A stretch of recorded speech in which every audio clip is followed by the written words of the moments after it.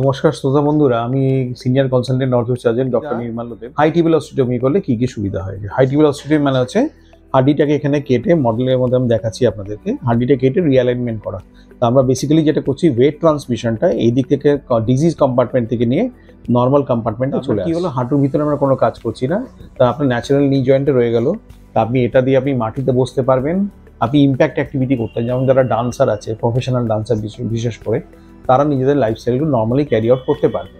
আপনি running, jumping, marathon, skipping, trekking সব কিছু যেই ইমাজিন করতে পারেন সেগুলো আপনি সবই করতে পারবেন, ইনক্লুডিং অ্যাডভেঞ্চার স্পোর্টস। যে কোনো অ্যাডভেঞ্চার স্পোর্টসই আপনি করতে পারবেন, কারণ ন্যাচারাল নি জয়েন্ট হয়ে গেছে।